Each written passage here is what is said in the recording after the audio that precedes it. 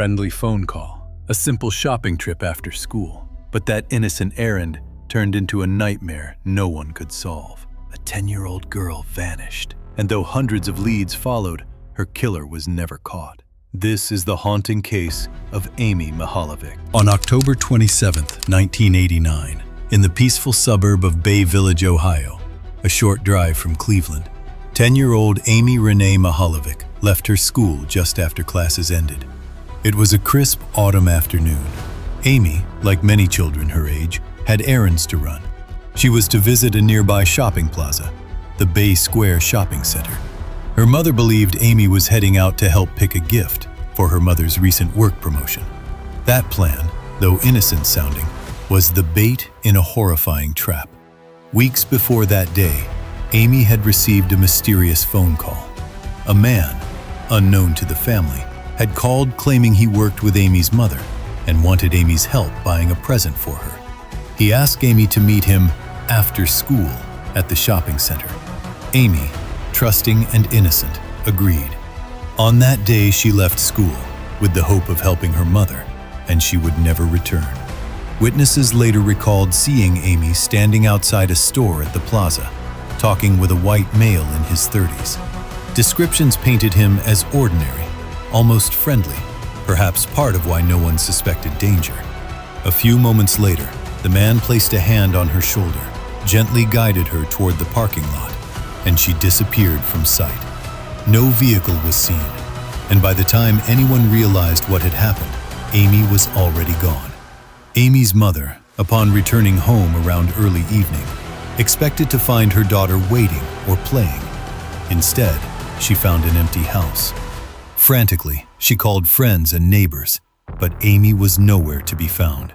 Next, she went to the local police and reported her missing. The community, neighbors, friends, all joined the search, holding out hope that this was some misunderstanding or a runaway case. But hope turned to horror when, on February 8, 1990, over 100 days later, a jogger discovered Amy's body in a rural field off Township Road 1181 in Ashland County, Ohio, roughly 50 miles from Bay Village. She was found wearing the same clothes she had on that day she vanished. Some of her belongings were missing, notably a pair of black ankle boots, a denim backpack, which contained a binder with Buick Best in Class written on it, and a pair of turquoise earrings shaped like horse heads. Medical examination revealed a chilling truth. Amy had suffered multiple stab wounds to her neck, trauma so severe that it severed major arteries, along with blunt force trauma to her head. The forensic conclusion suggested death occurred soon after her abduction. The coroner's report described massive cervical hemorrhage, indicating a violent and rapid end. Blood evidence trapped under the scalp indicated a blow to the head.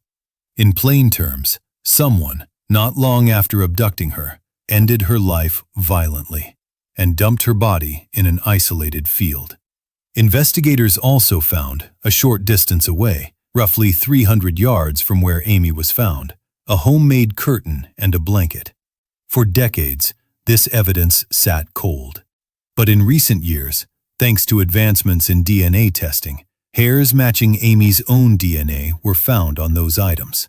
Investigators theorized these may have been used to wrap her body before dumping, possibly indicating a cleanup attempt by the killer. Despite the elapsed decades, the case never closed. Hundreds, perhaps thousands of tips have poured in. Dozens of suspects have undergone polygraph tests and interviews. Investigations by the local police and the Federal Bureau of Investigation, FBI, painstakingly followed every credible lead. DNA samples, including mitochondrial DNA from the crime scene, were preserved for future comparison. As of the most recent updates, new DNA testing from Amy's clothing revealed male DNA, though the sample is too degraded or small to build a full profile. Investigators remain cautiously optimistic that with evolving forensic technology, this case may eventually be solved. Over the years, law enforcement discovered that 2 other young girls in nearby neighborhoods had received eerily similar phone calls before Amy vanished. The same kind of call, promising to help pick a gift for their mother's promotion. These calls, investigators believe, were probably made by the same man who abducted Amy. This suggests the possibility of a serial predator who had been planning these killings, which raises chilling questions. How many near misses occurred before Amy's death? And how many children were potentially targeted but never taken? But despite decades of investigation, no one has ever been charged. No arrest, no trial, no closure.